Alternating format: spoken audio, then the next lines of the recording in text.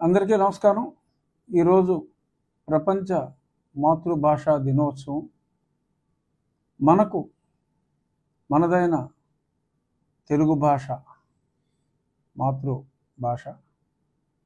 ఆ దినోత్సవాన్ని తెలుగు భాషా దినోత్సవం మనకి ఈరోజు అత్యంత వైభవంగా మనం జరుపుకోవాలి. ఈ సందర్భంగా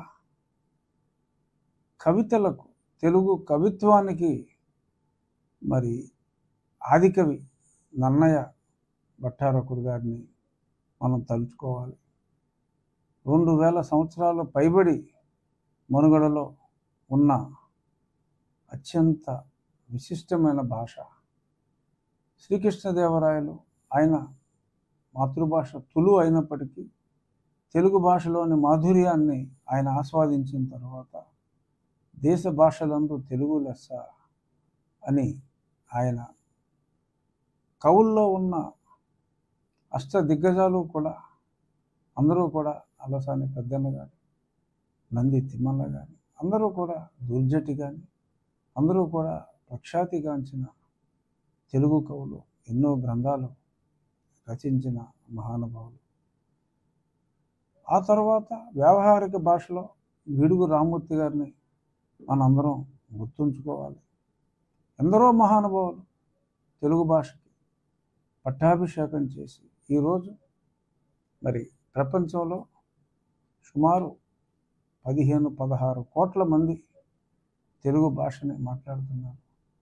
ఇటాలియన్ ఆఫ్ ద ఈస్ట్ అని ఎందరో అన్నారు. సరే, దురదృష్టం మరి గతంలో కొందరు రాజకీయ నాయకులు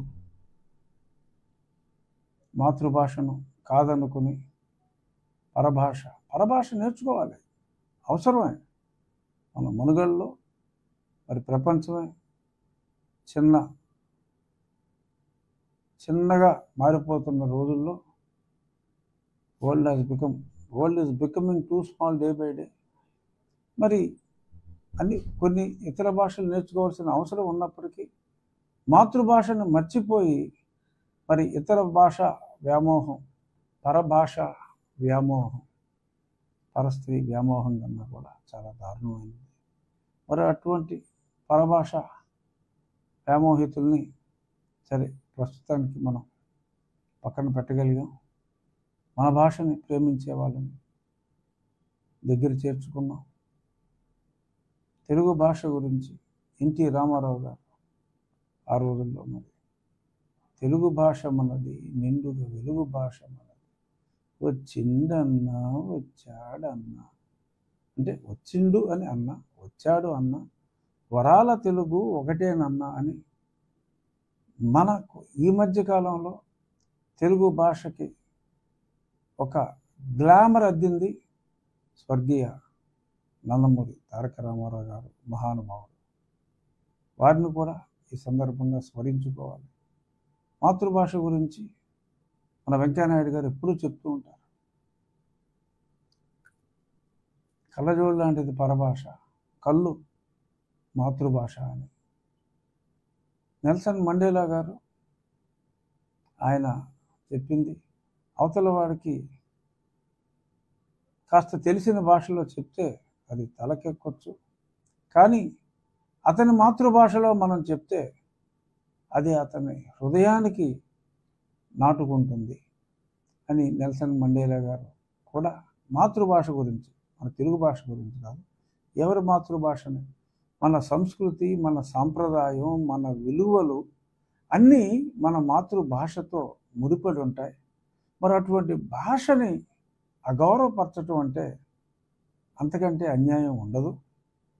తమిళనాడులో మీరు చూడండి, స్టాలిన్ గారు, ఎవరైనా అప్పుడు కరుణానిధి గారు కానీ, అవసరమైతే తప్ప అవతల వాడికి ఈ భాష రాదు అనుకుంటేనే వారు నేర్చుకున్నప్పటికీ కూడా ఆ భాషనే జస్ట్ కమ్యూనికేషన్ కోసం వాడతారు తప్ప ఏదో అవసరం లేని చోట ఇంగ్లీష్ మాట్లాడరు. మాతృభాషకి వారిచ్చే విలువ తమిళనాడుని చూసి మనం నేర్చుకోవాలి. మన భాష మనం మాట్లాడటానికి, మన భాష మనం బాగా మాట్లాడటానికి, భాష వచ్చినప్పటికీ కూడా కొంతమంది భాష రానట్టు యాసగా మాట్లాడే ప్రయత్నం చేస్తూ ఉంటారు. ఆ భాష మాట్లాడినప్పుడు ఎస్ మీకు కావాల్సిన స్లాంగ్ మాట్లాడండి. బట్ సాధ్యమైనంత వరకు మన ఎదురుగుండా తెలుగుడు ఉన్నప్పుడు తెలుగులో మాట్లాడుకుందాం, వేరే భాషలో వద్దు. తెలుగు భాష ఔన్నత్యాన్ని మరి కడపకు మరి అప్పుడు అసిస్టెంట్ కలెక్టర్గా ఉన్న బ్రౌన్ దొర మరి నిఘంటువు, తెలుగు భాష నిఘంటువు ఎన్నో గ్రంథాలని ఆయన పరిరక్షించాడు. ఎన్నో అన్నమయ్య గేయాల్ని చందమామ రావే జాబిల్లి రావే లాంటి ఎన్నెన్నో గేయాలు, అద్భుతమైన అన్నమయ్య పాటల్ని, వేమన పద్యాన్ని ముఖ్యంగా, ఎందుకంటే కడపకు చెందిన వేమన, కడపకే చెందిన అన్నమయ్య మరి